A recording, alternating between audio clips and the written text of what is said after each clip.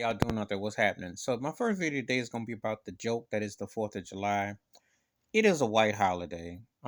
It's an insult because you can't say that you freed yourself from Britain and yet, how are you free? What does it mean? And then have Juneteenth. Um, it feels constitutionally irrelevant. It feels like a slap in the face, Uh, and I remember what Thurgood Marshall said about in 1976, to quote, if we were going to celebrate, I'd still be a butler.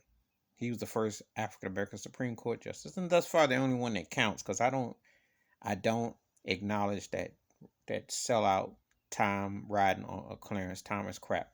We're going to see what happens when the next one she comes in, but until then, Thurgood Marshall is the only one for me. But anyway, it's a dumb so-called holiday, and they say they freed themselves from Britain. Well, then Britain owes black folks reparations too, which we know, and ancestry lines, etc. But also, when they go to war, who do they first call? Who they get in defend with? The contradictions are long and crazy, but it's not nothing to celebrate. And these so-called holidays over here are a joke, and a lot of them are racist based. you know, and they don't have actual proof of what. And the crazy thing is when they say 4th of July, that's how the Brits do with the number on the outside and then the month on the inside. So it's like, well, you're not saying July 4th, you're saying 4th of July. But what does it really mean?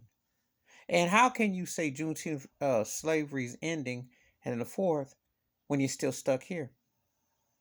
And you still got to get a passport to go wherever you want to go. I mean, how does that work? That's some of the biggest contradictions ever. But yeah, I do believe the 4th of July is a white holiday. It ain't about no freedom. Uh, it's it's a systematic delusion, because what are you free to?